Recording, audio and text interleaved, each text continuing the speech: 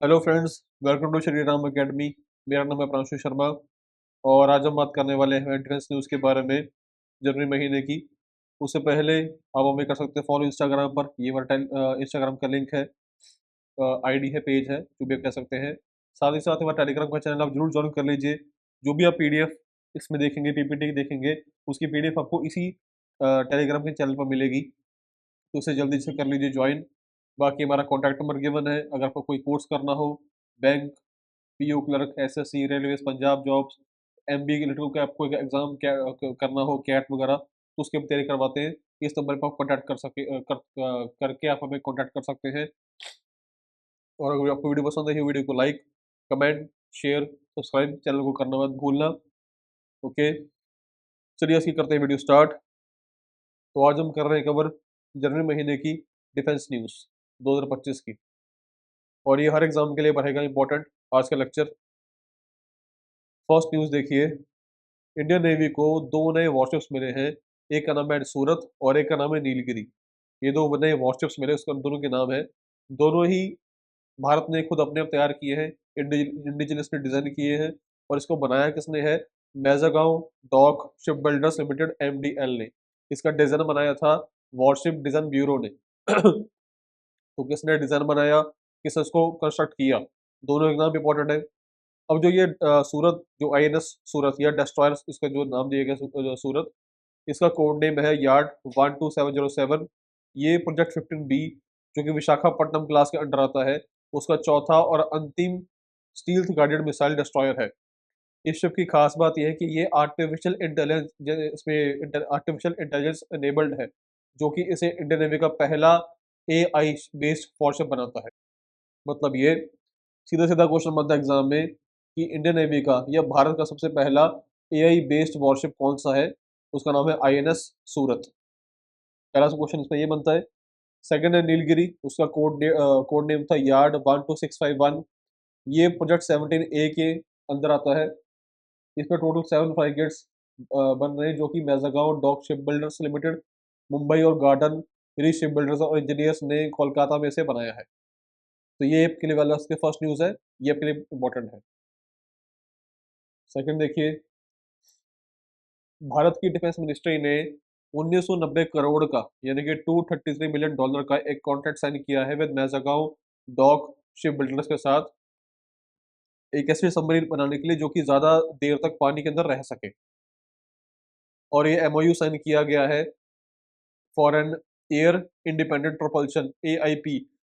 ये full form आपके लिए इंपॉर्टेंट है, AIP plus based plug based on technology, जो कि डेवलप की गई है डीआरडीओ के द्वारा। डीआरडीओ की फुल फॉर्म बहुत बार पूछी जा चुकी है एग्जाम में, अभी भी इंपॉर्टेंट है, defence research and development organisation. इसके अलावा मिनिस्ट्री ने एक और भी कॉन्ट्रैक्ट साइन किया है 870 करोड़ का, यानी कि $102 मिलियन का, विद फ्रांस के नेवल ग्रुप के साथ, एक इलेक्ट्रॉनिक हैवी वेट टॉर्पेडो बनाने के लिए। तो EHWT अगेन इसकी फुल फॉर्म, तो इसको इसमें न्यूज़ में AIP की फुल फॉर्म, DRDO की फुल फॉर्म, EHWT की फुल फॉर्म, तीनों आपके लिए इंपॉर्टेंट है। और ये भी DRDO की हेल्प से ही बनेगा। DRDO के हेडक्वार्टर कहाँ पर है? न्यू दिल्ली में। इसके कौन चेयरमैन है? Doctor Sameer V Kamat. Again ये न्यूज़ आपके लिए बहुत इंपॉर्टेंट है। तो इसकी वैल्यू, दोनों वैल्यूज इंपॉर्टेंट है। और बनाया किसने है, उसके हेडक्वार्टर कहाँ पर है, कौन है चेयरमैन और कौन बना रहा है, ठीक है। और ये ESWT, इसकी बेसिस पे क्वेश्चन आने का हाई चांसेस की फुल फॉर्म क्या है?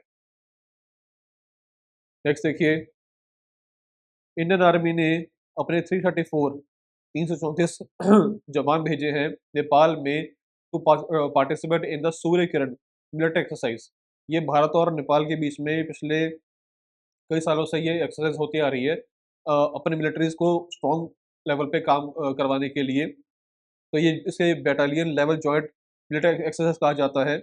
और ये इसका 18वां था संस्करण, मतलब ये 18वीं बार हो रही है, इससे पहले 17 बार हो चुकी है। तो इस बार ये कहाँ पर हुई है? ये हुई है सलझंडी नेपाल में। और ये हुई थी 31 दिसंबर 2024 से लेकर 13 जनवरी 2025 तक। तो इतने दिन ये चली है। और ये हर साल होती है ट्रेनिंग इन दो कंट्रीज के बीच में।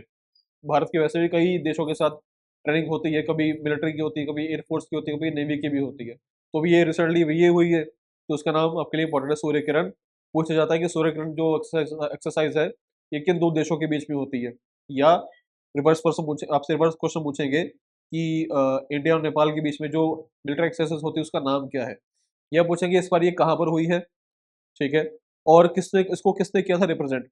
भारतीय आर्मी की तरफ से, मतलब इंडियन आर्मी की तरफ से इसको रिप्रेजेंट रिप्रेजेंट किया था by battalion from the 11th Gorkha rifles.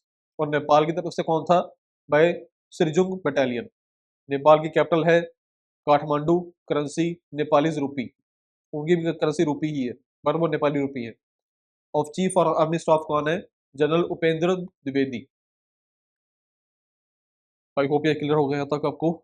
Next देखिए, भारतीय डिफेंस मिनिस्ट्री ने 2025 को डिक्लेयर किया है as a year of defence reforms, क्योंकि इस साल ये बहुत सारे रिफॉर्म लेकर आने वाले हैं भारतीय डिफेंस मिनिस्ट्री डिफेंस में।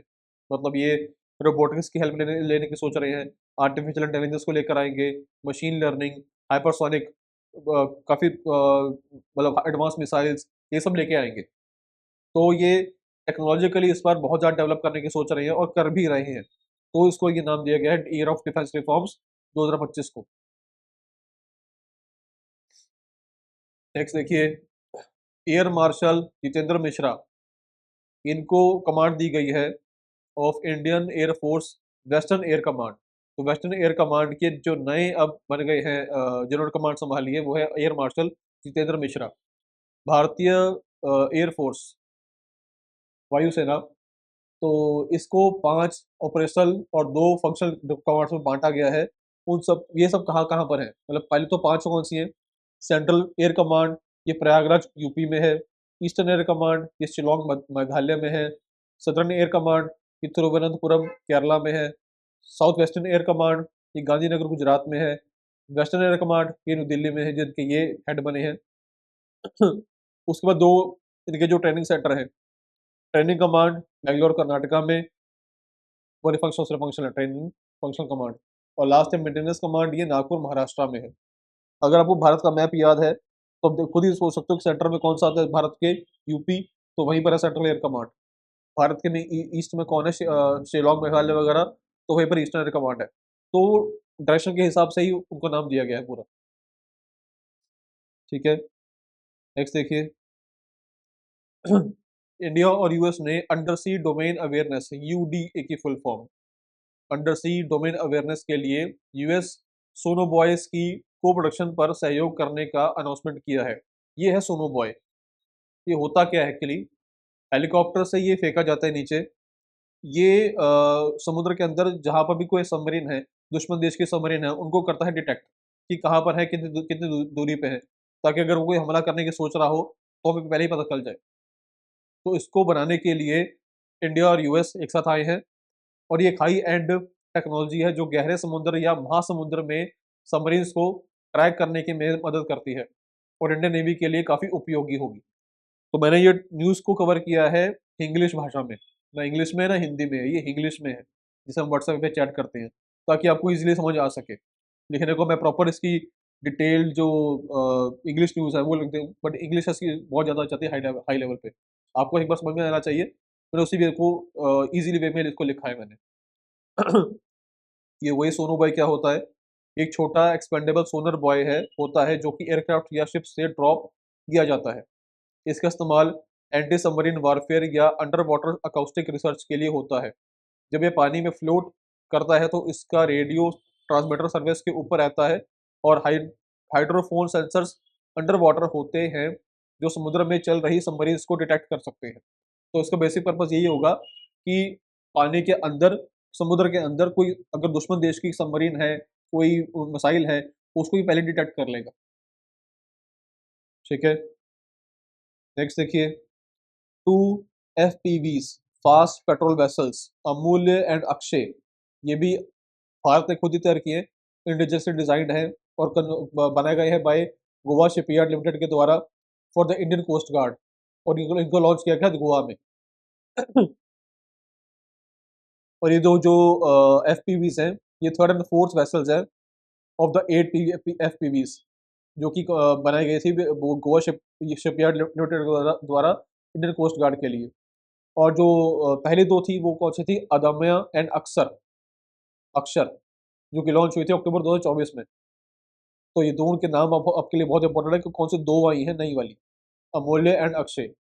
बनाया किसने है, गोवा शिपयार्ड लिमिटेड ने। किसके लिए बनाया है, इंडियन कोस्ट गार्ड के लिए। कहाँ लॉन्च हुई है, गोवा में। पहली दो कौन सी थी, अदम्य एंड अक्षर। ठीक। नेक्स्ट देखिए न्यूज। भारतीय नौसेना के लिए एल&टी शिपयार्ड द्वारा बनाई जा रही है दो मल्टीपर्पज वेसल्स एमपीवी में से दूसरी शिप को एल&टी कटुपल्ली चेन्नई में लॉन्च किया गया है। तो दो जो इसके लिए ये मल्टीपर्पज वेसल बनाया गया है, उसमें से एक लॉन्च की गई है आइलैंड कटुपल्ली चेन्नई में। इस शिप का नाम है उत्कर्ष, जिसका मतलब है सुपीरियर इन कंडक्ट, मतलब ये काम करने में बहुत ज़्यादा सक्षम है। ये नाम इसके मल्टी डायमेंशनल रोल को दर्शाता है, जो इंडियन नेवी के लिए बहुत ही काम का है। इसके खासियत क्या है, ये शिप्स को टो में सक्षम होंगी, मतलब एक शिप्स को जैसे हम गाड़ी टो करते हैं, उसी वे से शिप को टो करना हो तो उसके लिए बहुत कारगर रहेगा उत्कर्ष। सेकेंडली, वेरियस टारगेट्स लॉन्च और रिकवर कर सकेगी। अगर आपको कोई यहाँ से कोई मिसाइल किसी दूसरे तरफ भेजनी है या कोई सामान लेके आना है, तो इसमें क्या काम, बहुत काम आएगी आपके। अनमैन्ड ऑटोनोमस व्हीकल्स ऑपरेट कर सकेगी, जिन व्हीकल्स को चलाने के लिए आदमी सक्षम नहीं है, उसको ये खुद चला लेगी। ठीक है। नए वेपन्स और सेंसर्स को ट्रायल के लिए प्लेटफॉर्म की तरह काम करेगी। मतलब कि अगर आपको कोई नया वेपन टेस्ट करना है, कोई नया सेंसर रेडी किया गया है, उसको टेस्ट करना है, तो उसके लिए ट्रायल के लिए काम करेगी। ये 106 मीटर लंबी है और 15 नॉट्स तक की मैक्सिमम स्पीड अचीव कर सकती है। शिप की स्पीड हमेशा नॉट्स में होती है मेजर, तो ये स्पीड आपके लिए इंपॉर्टेंट है, 15 नॉट्स। और इसकी लंबाई 106 मीटर है। इसका नाम है उत्कर्ष। तो ये मल्टीपर्पज वेसल है और इसको लॉन्च कहाँ किया गया है, कोट्टुपल्ली चेन्नई में। ठीक है। नेक्स्ट देखिए, डीआरडीओ, अगेन डीआरडीओ फिर से इसका नाम आया है, ने बनाया है हिम कवच। हिम कवच क्या है, ये मल्टी लेयर क्लोथिंग सिस्टम है, जो डिज़ाइन किया गया स्पेशली हमारे आर्मी के लिए, जो जो सैनिक बहुत ही एक्सट्रीम कोल्ड वेदर में काम कर रहे हैं, वहाँ पे ड्यूटी दे रहे हैं अपनी, उनको ठंड से बचाने के लिए बनाया गया है हिम कवच।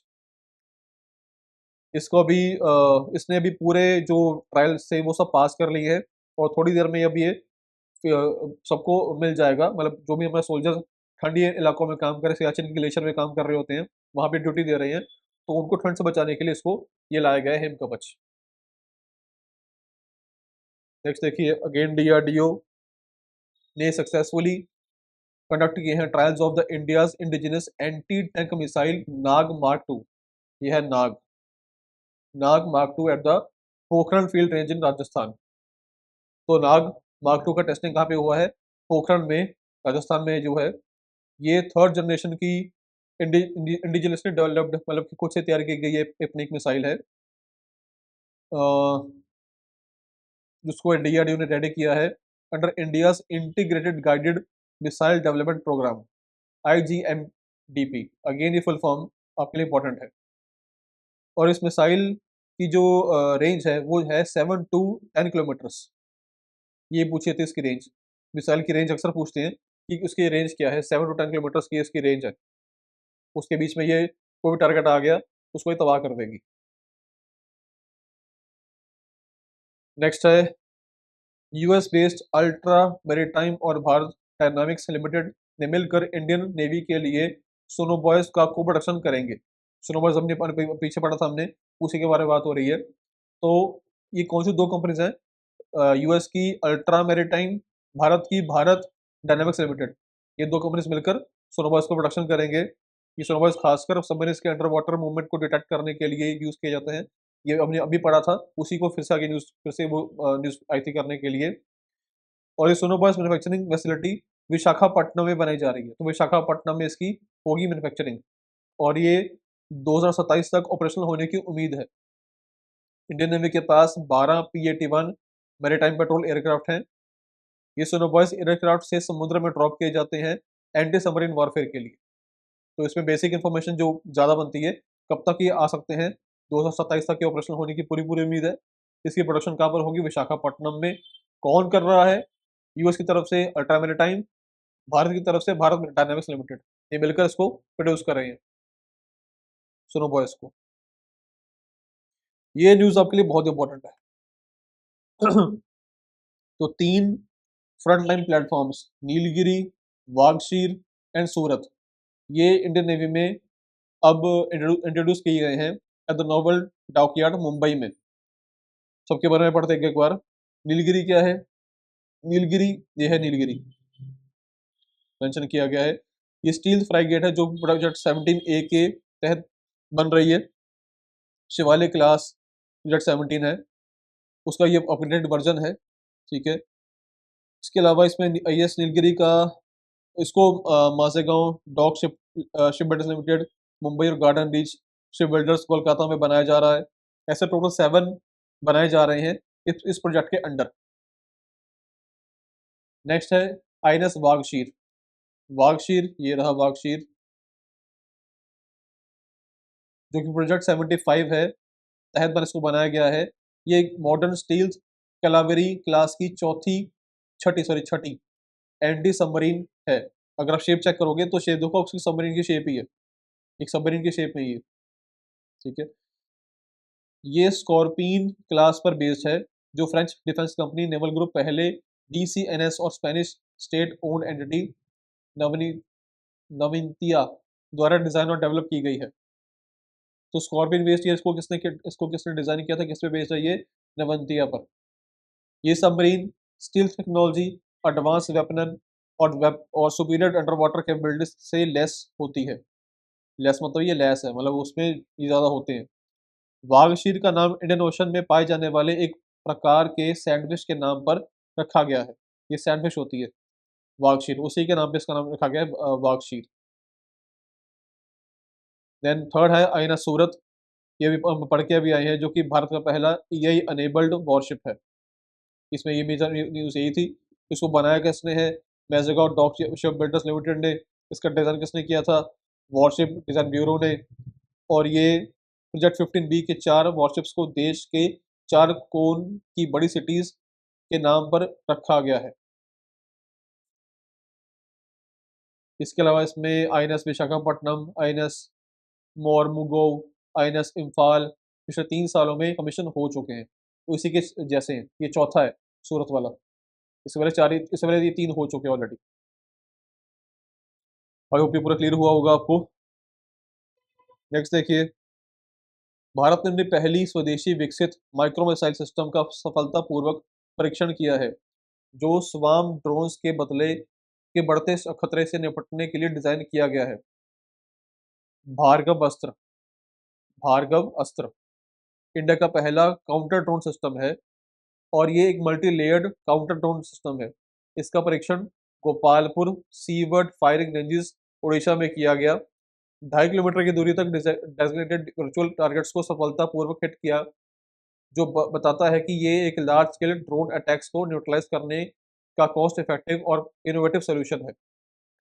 इसे इकोनॉमिक एक्सप्लोसिव लिमिटेड, जो सोलर ग्रुप की एक सब्सिडरी है, इसने डेवलप किया है। ये 6 किलोमीटर से भी ज़्यादा दूरी तक छोटी इनकमिंग ड्रोन्स डिटेक्ट कर सकता है। एक साथ 64 प्लस माइक्रो मिसाइल्स फायर करने की क्षमता रखता है। अब ये स्वाम क्या है, smart war fighting array of reconfigured modules. Swarm क्या हो गया कि आजकल ड्रोन्स का बहुत ज़्यादा चलन हो चुका है कि दुश्मन देश जो होते हैं वो छोटे छोटे ड्रोन्स भेजते हैं अपने, उसमें स्पाई कैमरा भी लगा देते हैं, उसमें अपना कोई मिसाइल भी लगा देते हैं छोटा सा, या कोई ऐसा कहता है बायोकेमिकल वॉर जैसे होती है, तो ऐसा कुछ भी वो भेज सकते हैं। तो उसको ये जो भार्गव अस्त्र है, ये 6 किलोमीटर दूर से उसको देख लेगा और उसके ऊपर अटैक कर देगा। ये एक बार में, जैसे है ना कि 47 एक बार में 47 गोलियां मारती है, ये एक बार में 64 प्लस माइक्रो मिसाइल्स छोड़ सकता है, ताकि अगर कोई बड़ा एक साथ काफी सारे ड्रोन अगर आ भी जाए तो अकेला उसे ये निपट लेगा, ठीक है। और ये कहाँ पर बनाया गया है, इसका टेस्टिंग इसके कहाँ पर हुई है, Gopalpur seaward firing ranges Orissa में इसका हुआ है। ठीक। नेक्स्ट देखिए, exercise devil strike. Indian arm forces ने कंडक्ट की है एक्सरसाइज डेविल स्ट्राइक, जो कि जॉइंट एक्सरसाइज है allied airborne soldiers from Indian army and Indian air force. तो भारतीय वायुसेना और इंडियन आर्मी ने मिलकर एक एक्सरसाइज की है डेविल स्ट्राइक, ताकि आपस में वो मिलकर एक साथ वो जो जंग के टाइम पर एक साथ अच्छे से काम कर सके कोऑर्डिनेशन के साथ। नेक्स्ट, चाइना ने अपनी एक सैटेलाइट सेंड की है शीजैन 25 स्पेस में using a long March 3B rocket, और स्पेस क्राफ्ट यूजफुल रहेगा satellite fuel replacement and life extension service technology verification के लिए। ये वैसे काम आएगा। इसमें आपको मेजर ये कि किस देश ने चाइना ने कौन सी सैटेलाइट लॉन्च की है, ये है शीजैन 25। इस सैटेलाइट का नाम ही इसमें इंपॉर्टेंट है। और ये लॉन्च कैसे किया गया, by using a long March 3B rocket. वैसे न्यूज़ तो ये स्पेस की थी, गलती से इसमें मैंने ऐड कर दी है। ठीक है, चलो कोई बात नहीं, न्यूज़ तो कवर करनी थी, ये भी कवर हो गई। ठीक है। नेक्स्ट, मिनिस्ट्री ऑफ डिफेंस ने साइन किया है contract with Bharat dynamics limited BDL के साथ for supply of medium range surface to air missiles, medium range surface to air missiles for Indian navy at a cost of 2960 crore. तो ये value आपके लिए important है। कौन से काम के लिए? सरफेस टू एयर मिसाइल, उसके लिए किया गया है। और डिफेंस मिनिस्ट्री ने किया है विद भारत डायनामिक्स लिमिटेड के साथ। ठीक है। पाकिस्तान ने लॉन्च किया है पहला home made observation satellite from the Jiuquan satellite launch centre in northern China. तो पाकिस्तान का पहला अपना सैटेलाइट लॉन्च हुआ है चाइना से। उसका नाम है कहाँ से लॉन्च हुआ है? जियोकॉन सैटेलाइट लॉन्च सेंटर। ये PRSC-E01 E01 सैटेलाइट है, इसका नाम ऐसे ही PRSC-E01, जो कि पाकिस्तान की एबिलिटी को बढ़ाएगा और उसको चेक करेगा, उसके नेशनल रिसोर्सेज को करेगा मैनेज, और वहाँ के जो अर्बन प्लानिंग करनी होगी, एग्रीकल्चर चेक करना होगा, मतलब कि कहाँ पर खेती की जा सकती है, उस जगह को ये चेक करेगा सैटेलाइट के through. The space and upper atmosphere research commission SUPARCO, ये लिखा हुआ सुपारको, सुपारको इसका फुल फॉर्म क्या है? Space and upper atmosphere research commission. ये नेशनल स्पेस एजेंसी है पाकिस्तान की। तो पाकिस्तान की स्पेस एजेंसी का नाम ये है सुपारको, अपना है इसरो, उनका है सुपारको। लॉन्च हुआ है चाइना से, नॉर्दर्न चाइना से, किस सेंटर से? जुकॉन सैटेलाइट लॉन्च सेंटर से। सैटेलाइट का नाम क्या है? PRSC-E01।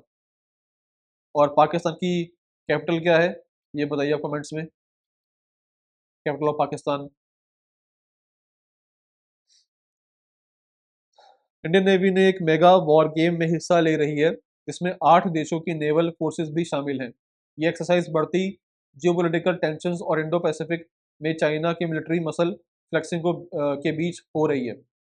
नेवल एक्सरसाइज ला पेराउस, जो कि 4th एडिशन है, ये इंडियन ओशन और पैसिफिक ओशन के बीच के स्टेट्स जैसे मलाक्का, सुंदा एंड लोम्बोक में चल रही है। तो मतलब हिंद महासागर और पैसिफिक जो ओशन है, उसके बीच में कहीं ये कुछ इलाके आते हैं, कुछ छोटे छोटे कह आइलैंड के आते हैं, तो वहाँ पर ये सब एक्सरसाइज हो रही हैं। उसका नाम क्या है? ला पेराउस। इंडिया की इंडिजियसली डिजाइन और built guided missile destroyer INS Mumbai की इस एक्सरसाइज में एक महत्वपूर्ण हिस्सा है। तो भारत की तरफ से कौन सा मिसाइल डिस्ट्रॉयर उसमें काम कर रहा है, वो है INS मुंबई। ये नाम इंपॉर्टेंट है इसके लिए। उसमें कौन से देश इन्वॉल्व है? India, US, France, Australia, Indonesia, Malaysia, Singapore, Canada, UK ये सब मिलकर इस एक्सरसाइज में पार्ट कर रहे हैं। तो 8 देश, कौन से 8 देशों के नाम गिवन है। इंडिया की तरफ से किस पे कौन कर रहा है पार्टिसिपेट? INS मुंबई। कहाँ हो रही है? मलाक्का, सुंदा, लोम्बोक में। उसका एक्सरसाइज का नाम क्या है? ला पेराउस, जो कि 4th एडिशन है। और ये किन 2 ओशंस के बीच में हो रही है? Indian ocean and Pacific ocean के बीच में। नेक्स्ट देखिए, पिक्सल, जो कि बेंगलुरु की बेस्ड स्पेस टेक्नोलॉजी कंपनी है, जिसको गूगल ने सपोर्ट किया हुआ है।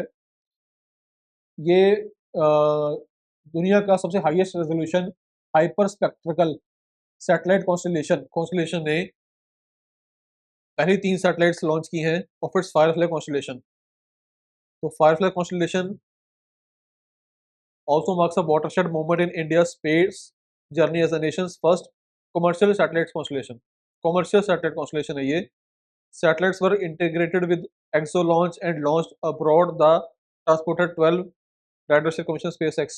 ये फर्स्ट कॉमर्शियल सैटेलाइट कॉन्स्टलेशन है. मतलब ये क्या होगा कि जो ये प्लान कर रहे हैं ना कि हम अब लोग मंगल ग्रह पर जाकर रहेंगे या पहला विजिट करना है स्पेस में. आपको मे भी सुना होगा आपने, कुछ लोग पैसे देके स्पेस में घूमने के लिए जाएंगे. धरती पे जगह कम रहेगी घूमने के लिए, तो वो लोग स्पेस में घूमने के लिए जा रहे हैं. ऐसे भी लोगों को कीड़े काट रहे हैं. तो ये उन लोगों के लिए बनाया गया है कि पहले तो जाके सैटेलाइट चेक करेगा, कॉमर्शियल सैटेलाइट जाके चेक करेगा कि कैसे ये काम होगा. देखा है, ट्रांसपोर्टर 12 का नाम दिया गया है, राइट शेयर का मिशन, जो कि स्पेस एक्स ने काम किया ये वाला. और ये लॉन्च कहाँ से हुई है? वेदनबर्ग स्पेस फोर्स बेस कैलिफोर्निया से. एक बेंगलुरु का और स्टार्टअप है आदित्य बिरला बैक्ड दिगंतरा. इसने भी अपना लॉन्च किया है स्कॉट. स्कॉट की full form space camera for object tracking. मतलब कि जो ये कैमरा जब कोई बंदा लेके जाता है तो वहाँ पे स्पेस में कोई चीज़ आपको डिटेक्ट करनी है, देखनी है, तो 5 सेंटीमीटर तक की छोटी चीज़ भी ये कैमरा देख लेगा. उसकी फ़ोटो क्लिक करके प्रॉपर दिखाएगा आपको. और ये भी इसी का मिशन का ये पार्ट है. उसमें आप देखिए पहले तो स्क्रैमजेट इंजन क्या है? स्क्रैमजेट की पहले फुल फॉर्म क्या है? Supersonic combustion ramjet. ये होता क्या है? ये एक एयर ब्रीथिंग इंजन है जो कि सुपरसोनिक स्पीड्स पर कंबशन सस्टेन करता है. होता क्या कंबशन कि जब कोई मिसाइल डिस्ट्रॉयर या कोई जेट इंजन जब उड़ता है तो उसको उड़ने के लिए, तेजी से चलने के लिए, अपनी स्पीड को बढ़ाने के लिए इंजन में एक थ्रस्ट पैदा करनी पड़ती है. उसको क्या दहन करना पड़ता है. तो उसकी वजह से उसको एक स्पीड मिलती है चलने के लिए. तो ये हवा में काम करता है और ये मैक 5 प्लस की स्पीड पे चलेगा. मतलब इसकी जो स्पीड होगी कितनी होगी? 5400 किलोमीटर पर आवर. इतनी ज़्यादा स्पीड पे चलेगा ये. और इसको बनाया किसने है? Defence research and development laboratory DRDL ने हैदराबाद में बनाया है इसको. जो जेट इंजन इस स्पीड पे चलते हैं उन्हें कहा जाता है हाइपरसोनिक मिसाइल्स. और ये यूएस, रशिया, चाइना जैसे देश भी इसी टेक्नोलॉजी पर काम कर रहे हैं. अब DRDO ने इसमें मतलब ये बताया था कि DRDO ने 120 सेकंड के लिए एक्टिव कूल्ड स्क्रैमजेट कम्बस्टर का ग्राउंड टेस्ट सफलतापूर्वक किया है. ये पहली बार है कि जब इंडिया में इतनी लॉन्ग ड्यूरेशन स्क्रैमजेट कम्बशन का टेस्ट किया गया है. मिनिस्ट्री ऑफ डिफेंस ने एक कॉन्ट्रैक्ट साइन किया है विद हैवी व्हीकल्स फैक्ट्री के साथ, जो कि यूनिट है आर्म्ड व्हीकल निगम लिमिटेड की, for the procurement of 47 tank 72 bridge laying tanks BRT Indian army के लिए, जिसकी कॉस्ट है 1560.52 करोड़.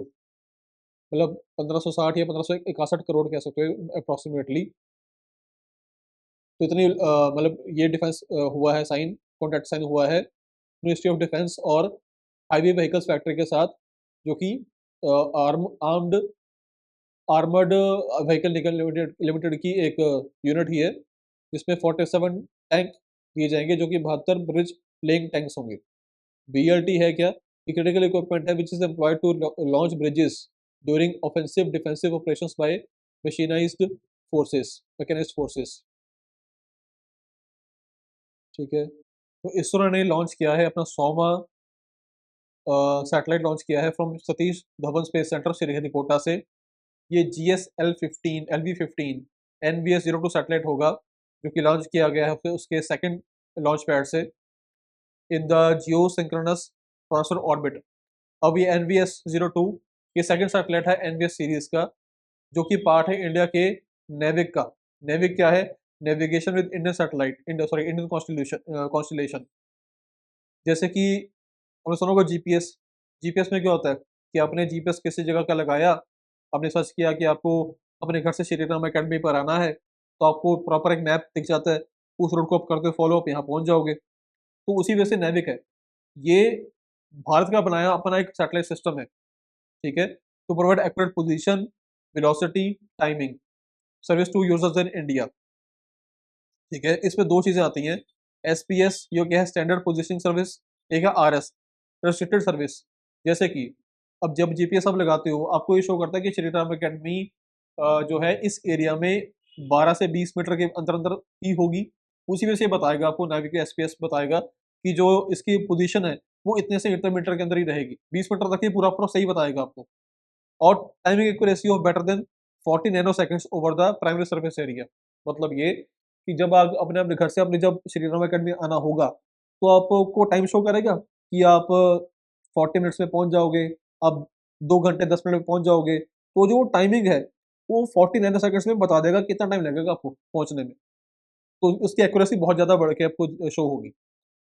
तो नेविक की फुल फॉर्म बहुत इंपॉर्टेंट है। ये नेविक क्या है? Navigation with Indian constellation.